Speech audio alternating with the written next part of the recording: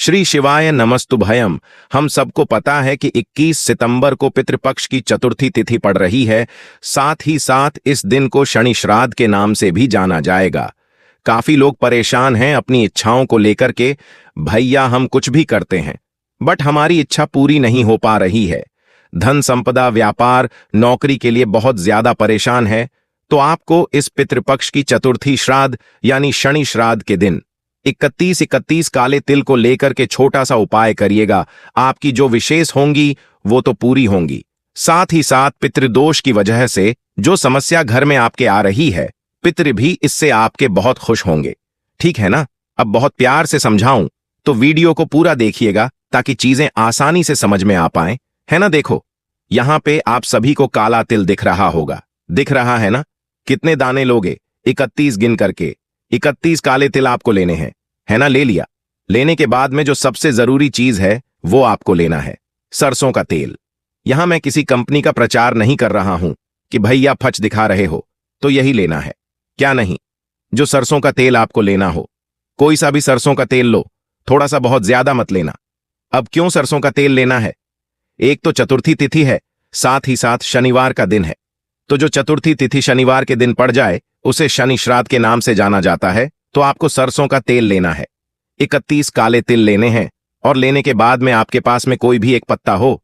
यहां पे मैंने पीपल का पत्ता दिखाया, जरूरी नहीं है पीपल का ही नहीं, चाहे तो बेलपत्राम एक पत्ता ले लेना। और लेने के बाद में आपको क्या करना है, एक छोटी सी कटोरी पहले लेना। ठीक है ना? उस कटोरी के अंदर पहले तो क्या करोगे, जो मैंने आपको दिखाया है सरसों का तेल, उसको डालेंगे। 31 काले तेल को डालना। ठीक है ना? डालने के बाद में आप इसको उठा करके जितने भी कमरे हो आपके घर में, सभी कमरों में एक बार घूम लेना। घूमने के बाद में जो भी पत्ता आपने लिया है उस पत्ते को लेके जाना और पीपल पेड़ के नीचे ले जाकर के रख देना।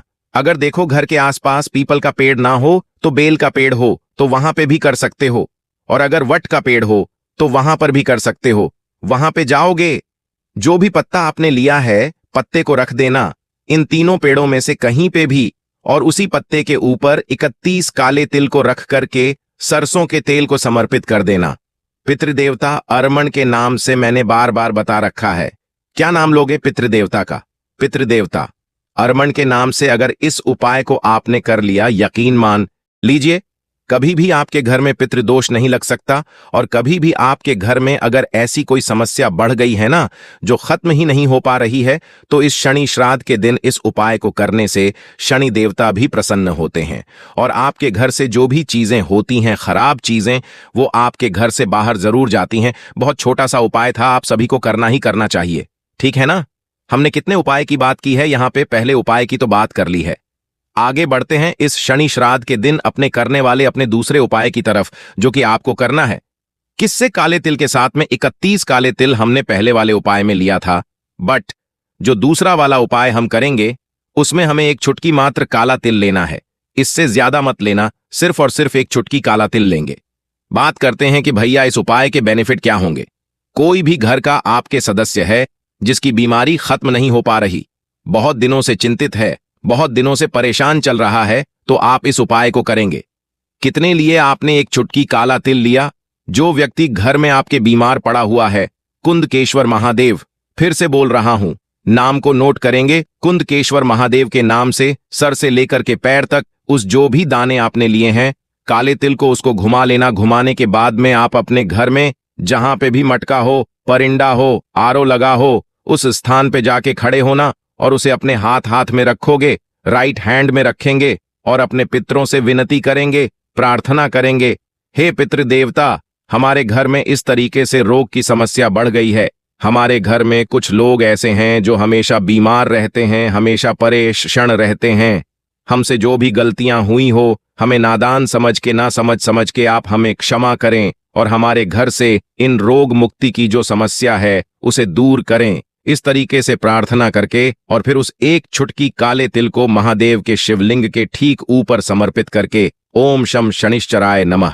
अब देखो मंत्र को इसलिए बहुत धीरे बोल रहा हूं। क्या बोलोगे? ओम शम शनिश्चराय नमः। फिर से एक बार बोल रहा हूं, ओम शम शनिश्चराय नमः। इस मंत्र का स्मरण करते हुए एक लोटा शुद्ध जल तांबे के लोटे से समर्पित कर देना। घर से जो भी रोग मुक्ति की समस्याएं चल रही हैं वह हमेशा खत्म हो जाएंगी। शनि की 7.5 कभी घर में नहीं आएगी। और आपने आरओ के पास खड़े होकर के अपने पितरों से प्रार्थना कर लिया है। इसका मतलब पितृदोष की समस्या भी आपके घर से हमेशा के लिए खत्म हो जाएगी। मेरी बात समझ में आई? क्या करके देखना है? तो यहां पे हम लोगों ने 2 उपाय की बात कर ली है, आगे बढ़ते हैं। अब इस वीडियो के हम लोग अपने तीसरे उपाय की तरफ, और ये तीसरा उपाय भी आपको सरसों के तेल से ही करना है। अपने घर पे कर सकते हो, बाहर कर सकते हो, कहीं भी करो, लेकिन एक छोटा सा काम सबसे पहले कर दो। जल्दी से वीडियो को लाइक करेंगे, और मेरे जितने भी भाई बहन आवाज मेरी पहली बार सुन रहे हैं, चैनल को जरूर सब्सक्राइब करेंगे। ठीक है ना? देखो, अब बात करते हैं इस उपाय की लेकिन उससे पहले एक छोटी सी बात हमेशा हर दिन मैं आपको याद दिलाता हूं कि आखिर आपके घर में पितृदोष लगा है। उस पितृदोष को पहचानोगे कैसे? आखिर भैया हम तो किए जा रहे हैं, उपाय किए जा रहे हैं, लेकिन हमें यही नहीं पता चल रहा कि आखिर यह पितृदोष से हम मुक्ति कैसे पाएंगे। कैसे पता चलेगा कि हमारे घर में पितृदोष लगा है? अगर आपके घर में पैसे टिकते नहीं तो आपके घर में पितृदोष है। अगर आपके घर में लड़ाइयां बहुत होती हैं तो आपके घर में पितृदोष है। अगर आपके घर में हमेशा कोई ना कोई व्यक्ति बीमार ही पड़ा रहता है तो आपके घर में पितृदोष है। यानी घर में शांति ना होना भी क्या होता है? एक पितृदोष के लक्षण माने जाते हैं। ठीक है ना? चलो समझते हैं इस उपाय को। इसके लिए सबसे पहले हमें जरूरत पड़ेगी सरसों के तेल की। ठीक है ना? थोड़ा सा लेना, बहुत ज्यादा लेने की जरूरत नहीं है। सरसों के तेल के साथ में अब फिर से हमें लेना होगा काला तेल। इस उपाय में देखो, हर उपाय लगभग एक जैसा है, बस थोड़ा थोड़ा परिवर्तन करना है, नाम चेंज करना है, और आप अपने घर में शांति पा सकते हो। एक चुटकी आपको क्या करना है, काला तेल भी लेना। अब यहां पे सुनिए, मेरी बात आपको फिर लेना होगा। एक छोटा सा तांबे का लोटा, ठीक है ना? तांबे के लोटे में सरसों का तेल नहीं डालोगे। सरसों का तेल तो छोटी सी कटोरी में ले लेना है ना, और उसी कटोरी के अंदर काले तेल को डालेंगे, जो मैं ये लोटा दिखा रहा हूं। इस लोटे के अंदर आपको सबसे पहले अपने घर से जल भरना है, और इसी लोटे के अंदर आपको एक चुटकी लाल चंदन डालोगे। ठीक है ना? पीला चंदन नहीं, एक चुटकी लाल चंदन इस कलश के अंदर डालेंगे। आपके घर में या फिर घर के बाहर कहीं पे भी महादेव का शिवलिंग हो। सबसे पहला काम करना है, आपने जो सरसों के तेल में काले तिल को समर्पित किया है उसे महादेव के शिवलिंग के ऊपर पहले आप समर्पित कर देंगे। उसके बाद में अपने हाथों से राइट हैंड से अच्छे तरीके से पूरे शिवलिंग के ऊपर उसी सरसों के तेल को काले तिल के साथ में लेपन करेंगे, और इस कामना से लेपन करनी है कि हमारे घर में इस तरीके से समस्याएं हैं, पितृदोष खत्म नहीं हो पा रहा, हम लोग बहुत परेशान हैं, आप हमें इस तरीके से सही करें। अपने अकॉर्डिंग प्रार्थना कर लेना महादेव से।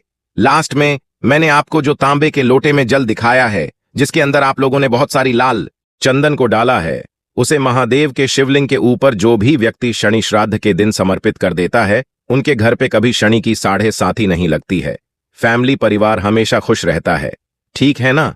करके देखना है। आगे बढ़ते हैं। अब इस वीडियो के हम लोग अपने चौथे और सबसे आखिरी उपाय की तरफ, और पितृदोष का उपाय है काला तिल फिर से करना होगा। अब बात करते हैं इस उपाय के फायदे की। जैसे आज के टाइम पे हर एक इंसान की जो जीवन है ना, भाग दौड़ भरी जिंदगी हो गई है। मतलब कि इंसान कभी किसी की बातों को बर्दाश्त करना अब खत्म कर चुका है। पहले देखो, लोगों के अंदर सहनशीलता कितनी थी, चाहे वो पुरुष हो, चाहे वो स्त्री हो, चाहे वो बच्चे हो। आज के टाइम के बच्चे देखो कैसे हो गए हैं। डांट दोगे ना तो आपको पलट के जवाब देंगे। आपकी वाइफ है, डांट दोगे पलट के जवाब मिलेगा। आपके हस्बैंड है, कुछ कह दोगे तो पलट के जवाब मिलेगा। इतनी सहनशीलता किसी के अंदर नहीं रह गई है।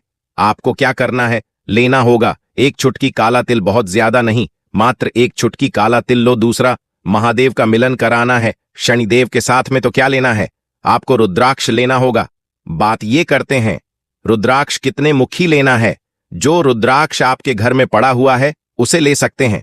अगर आपके पास में ओरिजिनल सिद्ध किया हुआ रुद्राक्ष नहीं है तो आप मुझे मैसेज कर सकते हैं 9005643445। बहुत ही कम प्राइस में आपसे सिर्फ डिलीवरी चार्ज लूंगा और आपके घर तक रुद्राक्ष को पहुंचा के रहूंगा। ठीक है ना? मैसेज करिएगा। तो रुद्राक्ष ले लिया। रुद्राक्ष को लेने के बाद में आपको फिर से लेना है सरसों का तेल। बहुत ज्यादा नहीं, सरसों का तेल लेंगे, एक छोटी सी कटोरी लेना। इसी कटोरी के अंदर सरसों का तेल, इसी कटोरी के अंदर रुद्राक्ष, इसी कटोरी के अंदर काला तेल। ठीक है ना? डाल दिया। डालने के बाद में आधे घंटे 1 घंटे तक ऐसे का ऐसा रहने दो। उसके बाद में आधे से 1 घंटे के बाद में जो रुद्राक्ष आपने डाला है, इसके अंदर उस रुद्राक्ष को निकाल लेना। निकालने के बाद में फिर आप इस कटोरी को उठाएंगे। आपके घर में जो महादेव का शिवलिंग हो, पूरा का पूरा जल महादेव के शिवलिंग के ऊपर, काशी विश्वनाथ महादेव। अब यहां पे नाम चेंज हो गया।